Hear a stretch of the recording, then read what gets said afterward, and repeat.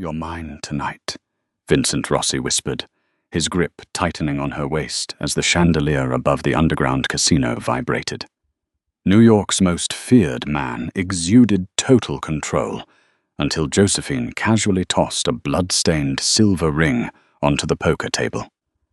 In an instant, the music died, and the deadliest man alive lost all the color in his face. The air inside the grand ballroom of the St. Regis Hotel was thick with the scent of expensive Tom Ford cologne, aged scotch, and unspoken danger. To the untrained eye, it was a high society charity gala, a gathering of Manhattan's elite, philanthropists, and politicians rubbing shoulders over flutes of Dom Perignon. But to those who truly understood the pulse of the city, this was a summit.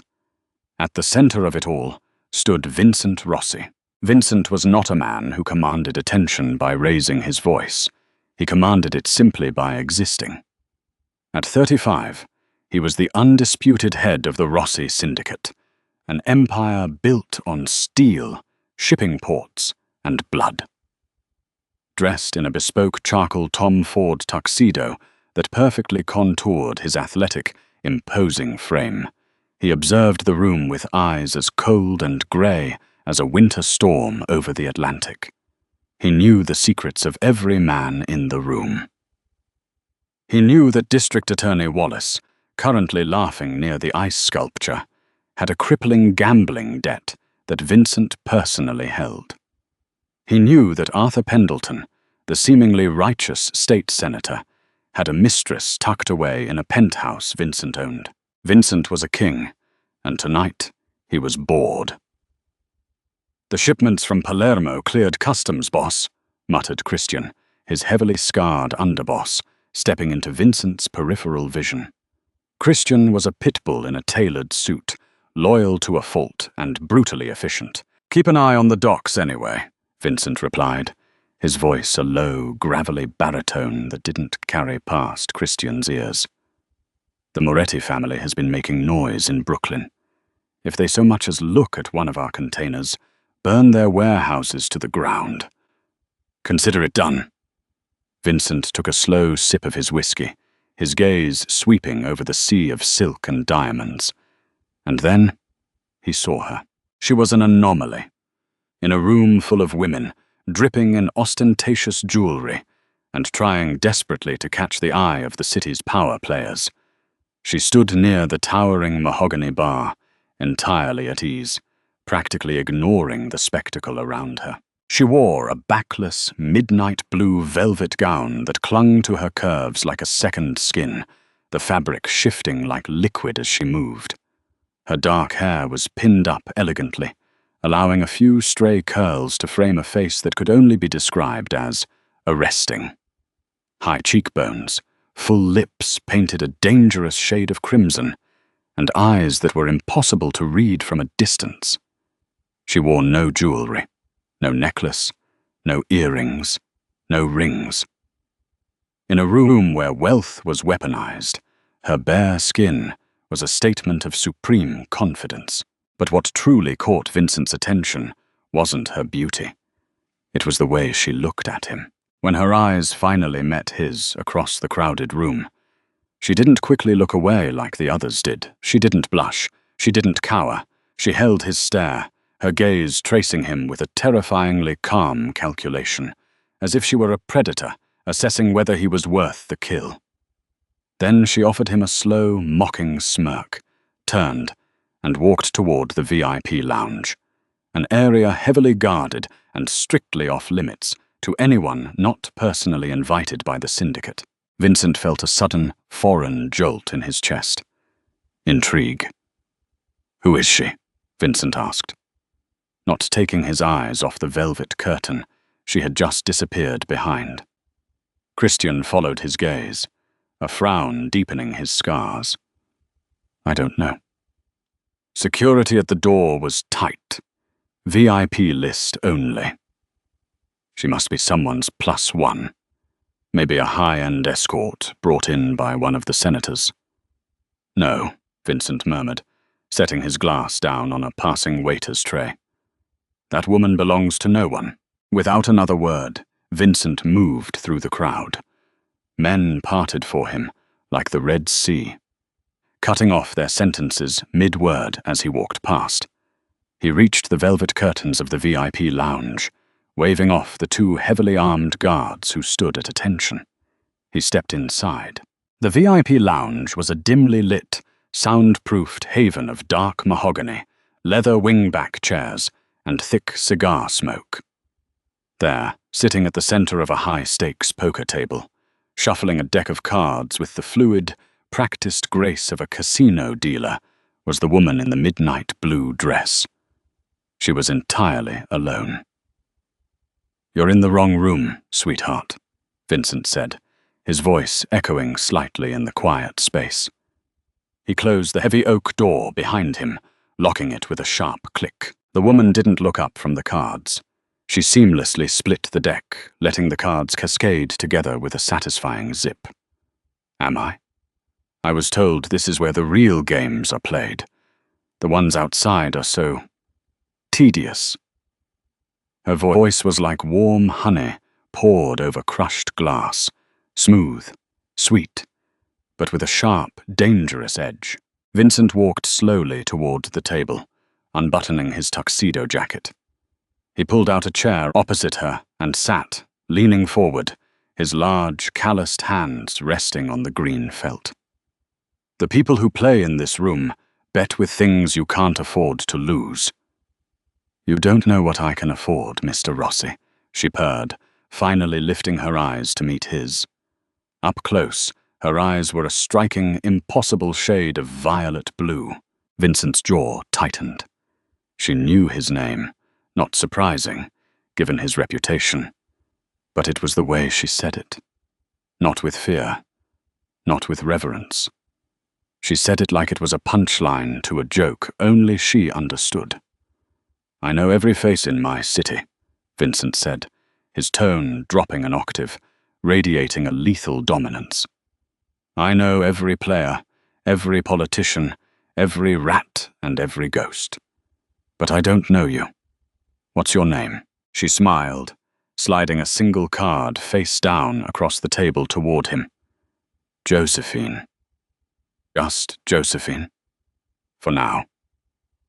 Vincent stared at the card, then back at her. The air in the room was suddenly heavy, practically humming with electricity. He was a man used to absolute control, a man who broke spirits for a living. Yet, here was this woman, walking into his fortress, sitting at his table, and playing a game he hadn't consented to. The sheer audacity was intoxicating. He stood up, walking slowly around the large oval table until he was standing directly behind her.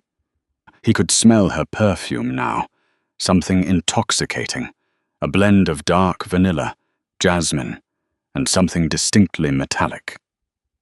"Gun oil?" He leaned down, placing a hand on the back of her chair, bringing his lips inches from her ear. He could see the pulse beating steadily in her neck. She didn't flinch. She didn't move away. "You're a long way from home, Josephine," Vincent whispered, his voice dangerously soft. He reached out, his fingers lightly trailing down her bare shoulder, feeling the shiver that betrayed her icy facade. His hand moved to her waist, gripping it with a firm, possessive strength. "You walked into my world," he murmured, his breath hot against her skin, fully leaning into his absolute authority. "You play my game. So here are the new rules. You don't leave this room until I say so.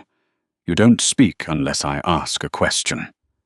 He leaned closer, his voice dropping to a dark, absolute vow. "You're mine tonight." For 3 agonizingly long seconds, the room was so quiet, Vincent could hear the ticking of his Rolex.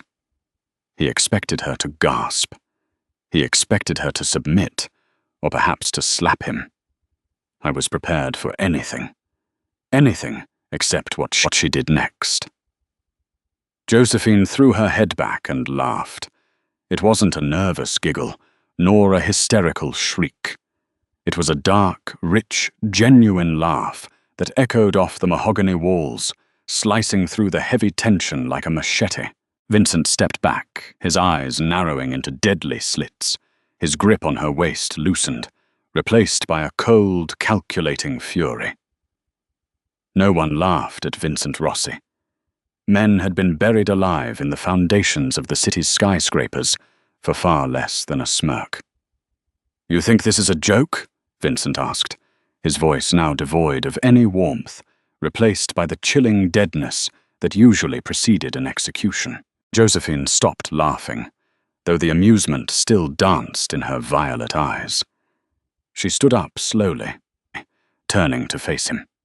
Despite him towering over her, she looked at him as if he were a misbehaving child. "I think, Vincent," she said, using his first name with a casual disrespect that made his blood boil, "that you are exactly as arrogant as the files said you were. You're mine tonight." She rolled her eyes. "Please. That line belongs in a cheap romance novel, not in a room where men's lives are bartered." Before Vincent could signal the men outside, the heavy oak doors burst open. Christian strode in, followed by two massive enforcers, Lorenzo and Dante, their hands instinctively resting on the concealed weapons beneath their jackets. They had heard the laugh. In their world, anomalous noise meant a threat. "Boss?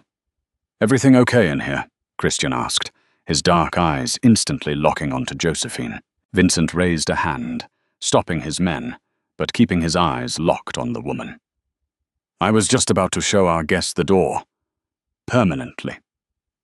Josephine sighed, reaching for a small, sleek black velvet clutch resting on the edge of the poker table. "Hands where I can see them," Lorenzo barked, unholstering his suppressed pistol in a flash, aiming it directly at Josephine's chest. She paused, her hand hovering over the bag. She looked at the gun, then back to Vincent, raising an elegant eyebrow. "Are you really going to let your dogs bark at me, Vincent? After all, it's impolite to aim a weapon at family." Vincent frowned, confusion momentarily breaking his iron composure. "Family? You have 10 seconds to explain yourself before I let Lorenzo decorate the walls with your brains." Josephine opened the clutch with a slow, deliberate movement. She reached inside and pulled out a small, heavy object. She held it in her closed fist for a moment, letting the suspense hang in the suffocating air of the room. Then she opened her hand and dropped the object onto the green felt of the poker table. Clack! It was a heavy, silver signet ring. It was ancient, heavily oxidized, and bore a crest. A soaring eagle, clutching a broken sword, set atop a black onyx stone. But what made the breath catch in Vincent's throat was the dark, dried stain of old blood that crusted the inside of the silver band. The room instantly froze. The silence that descended was absolute, thick, and suffocating. Lorenzo lowered his gun, his hands visibly shaking. Christian, the ruthless underboss who had personally ordered the executions of dozens of men, took a stumbling step backward, his face draining of all color until he looked like a corpse. "That," Christian choked out, his voice trembling in a way Vincent had never heard before. "That's impossible. That ring is at the bottom of the East River, along with the hand that wore it." Vincent stared at the ring, his heart hammering against his ribs like a war drum. He knew that. Every made man in the American Mafia knew that ring.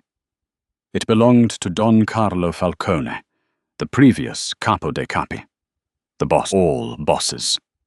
10 years ago, Vincent and Christian had orchestrated the coup that wiped out the Falcone family. They had burned the estate, killed the Don, his wife, and supposedly his only child. Christian had sworn to Vincent that he had personally cut the ring from the Don's finger and disposed of it. Vincent slowly raised his eyes from the blood-stained silver ring to the woman standing calmly before him. "Josephine isn't my real name, Vincent," she said softly, her voice echoing in the dead silence of the room. "My name is Isabella Falcone." Vincent's mind raced. Isabella Falcone, the heir to the throne. She was supposed to be dead. She had been 10 years old when the estate burned. "You're lying," Vincent snarled, though a sliver of ice was beginning to inch down his spine. Isabella Falcone burned in the fire. Did she? Isabella tilted her head. Or did your trusted underboss, Christian, take a bribe from a federal agent that night to pull a little girl out of a burning window? Vincent whipped his head to look at Christian. The underboss was sweating profusely, his eyes darting frantically between Vincent and Isabella. Boss, I swear to God, she's lying. I killed her. I watched her burn." "You're sweating, Christian," Isabella noted coldly. "And you should be. Because I didn't just come here tonight to reveal myself. I came to claim what is legally mine." She reached into her clutch again, pulling out a folded piece of yellowed, heavy parchment paper.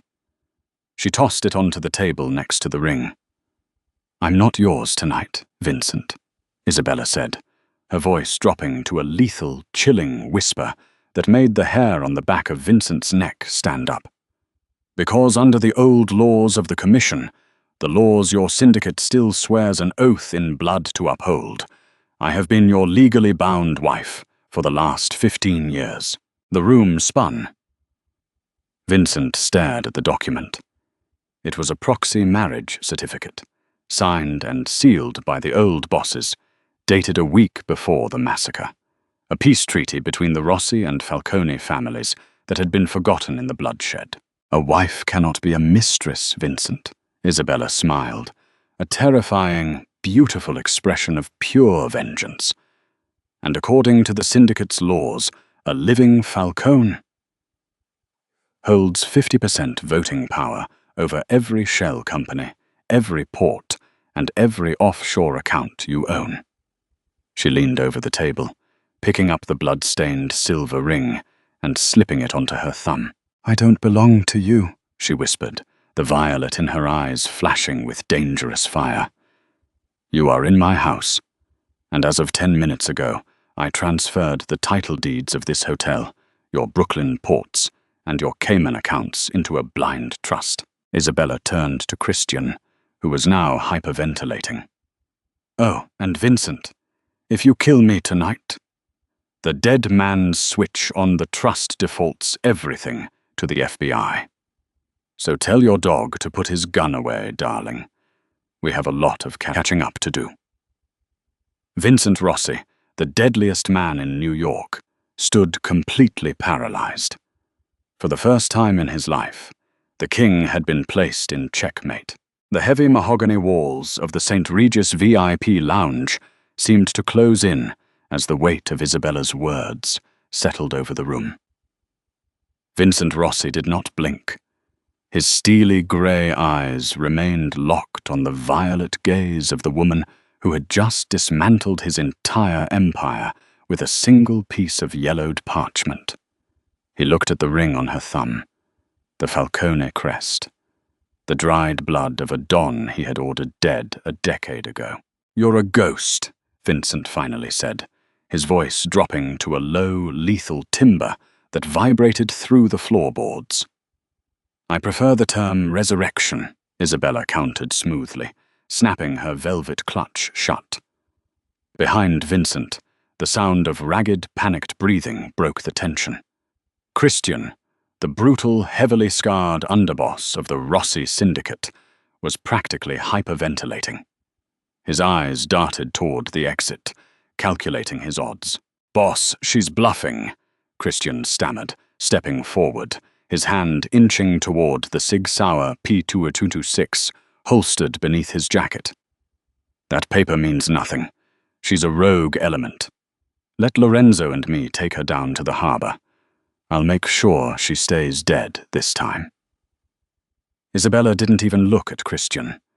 She kept her eyes on Vincent, a knowing, mocking smile playing on her crimson lips. "He's terrified, Vincent," she whispered, "and he should be.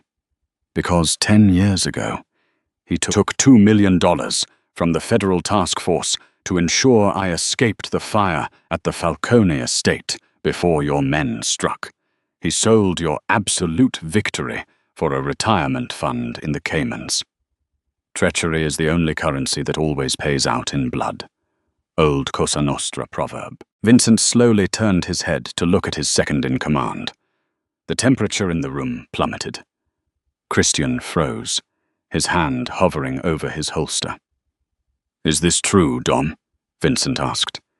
His voice was completely devoid of emotion, a terrifying calm that usually preceded a massacre. "No, Vincent, I swear on my mother's grave," Christian yelled, pulling his weapon. But he didn't aim it at Isabella. In his blind panic, realizing his betrayal had been exposed, he aimed it directly at Vincent's chest. It was the last mistake Christian ever made. Vincent moved with the explosive speed of a predatory cat.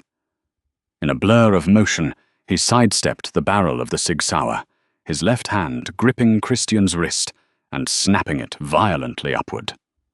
With his right hand, Vincent drew the sleek Glock 19 from his own waistband and fired a single, suppressed shot. Thwip! Christian's eyes widened in shock as a dark red bloom appeared precisely between his eyes. He collapsed heavily onto the Persian rug, his blood rapidly seeping into the ornate wool fibers.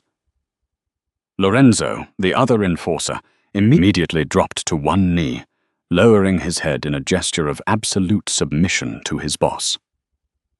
Vincent calmly holstered his weapon and adjusted the cuffs of his Tom Ford tuxedo. He turned back to Isabella. She hadn't flinched. She hadn't even blinked. "A messy divorce," Vincent noted coldly, gesturing to the body on the floor.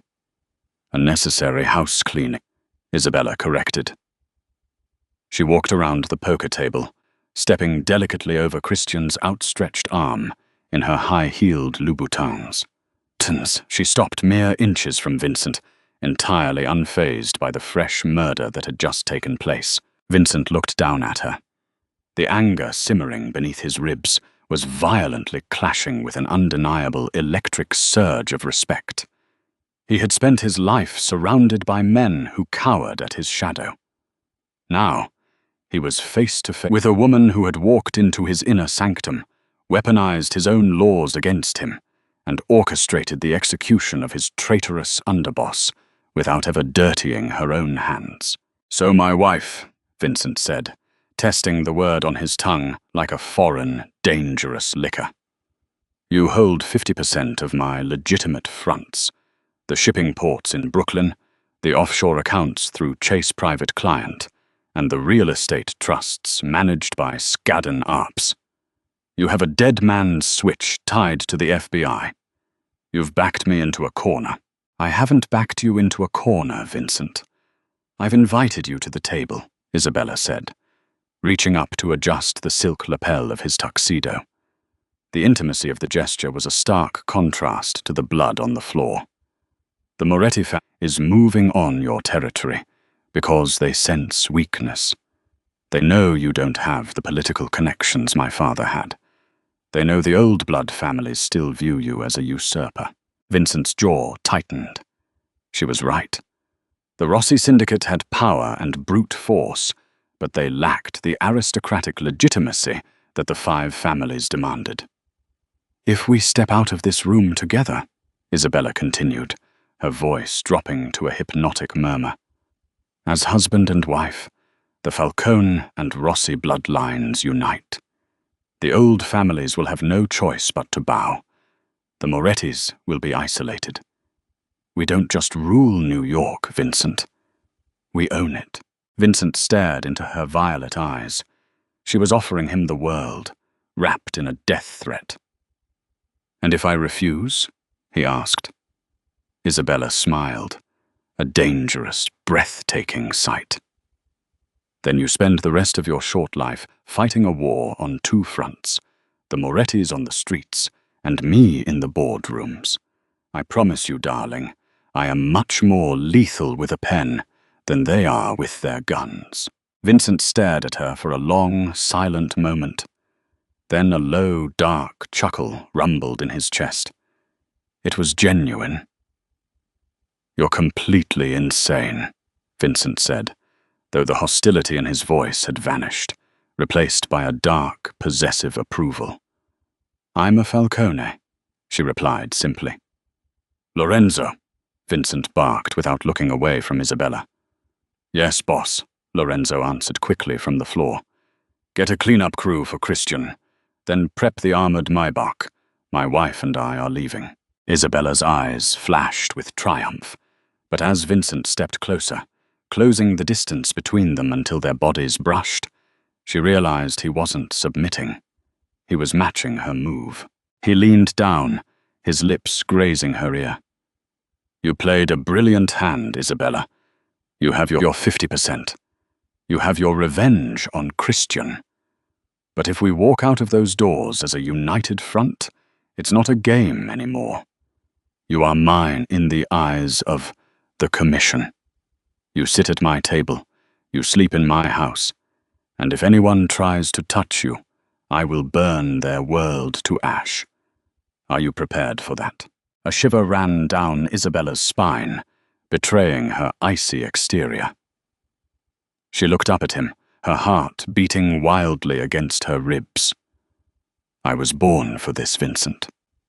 We'll see." Vincent offered her his arm. Isabella took it, her slender fingers wrapping around the solid muscle of his forearm. Together, they walked out of the VIP lounge, leaving the corpse of the traitor behind them. The descent through the St. Regis was a masterclass in psychological warfare.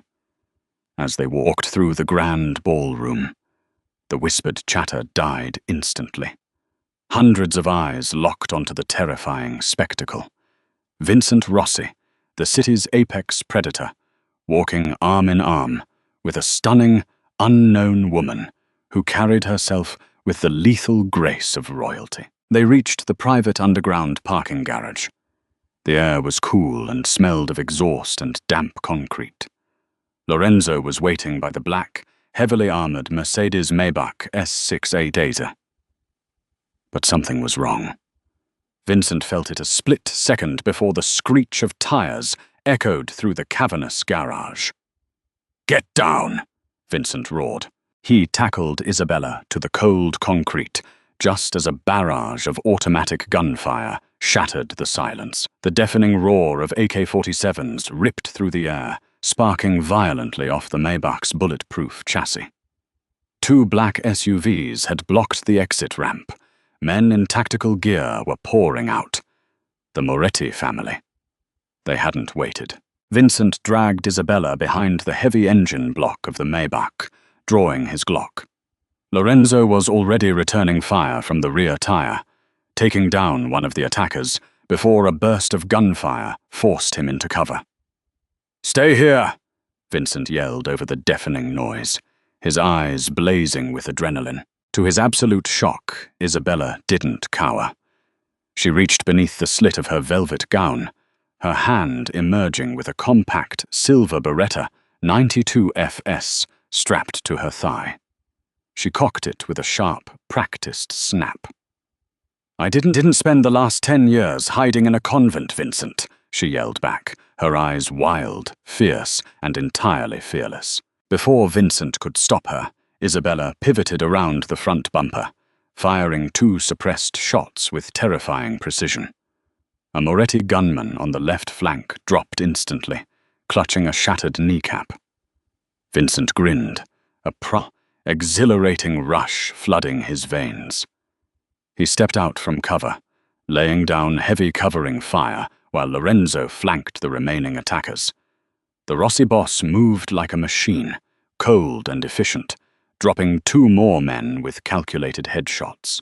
The remaining Moretti thugs, realizing their ambush had catastrophically failed against the combined force of the syndicate boss and his lethal new partner, scrambled back into the remaining SUV, and peeled out of the garage, leaving their dead behind. The garage fell dead silent, save for the hiss of a punctured radiator. Vincent lowered his weapon, his chest heaving. He turned to look at Isabella. She was leaning against the shattered side mirror of the Maybach, her midnight blue dress perfectly intact, her silver beretta still smoking slightly in her grip. Her chest rose and fell rapidly, her violet eyes blown wide with the fading rush of combat. She looked entirely unhinged. She looked magnificent. Vincent walked over to her, his heavy boots crunching on broken safety glass. He stopped in front of her, the smell of gunpowder and his expensive cologne wrapping around them in the dim light. He didn't ask if she was okay. He didn't check her for injuries. Instead, he reached out, gripping the back of her neck with a possessive, bruised hand, pulling her flush against his chest. "You missed a spot of blood on your cheek," Vincent whispered, his breath hot against her skin. Isabella looked up at him, her lips parted. The tension between them was no longer just a power struggle. It was a raging, undeniable inferno. "I suppose," Isabella breathed, staring at his lips, "you'll just have to clean it off for me." Vincent didn't hesitate. He crushed his mouth against hers, kissing her with all the violence, passion, and absolute dominance of a king claiming his queen. The Mafia boss who took everything had finally found the one woman who could take it all back, and in the shadows of the bullet-riddled garage, a new, terrifying dynasty was born. If you survived the crossfire of this Mafia drama, don't let the story end here. Hit that like button to swear your allegiance to the Rossi Falcone Syndicate. Share this video with your fellow romance and thriller addicts, and subscribe for more heart-stopping, action-packed storytelling. We upload new twists, dark romances, and deadly secrets every single week. Ring the notification bell so you never miss a hit. Welcome to the family.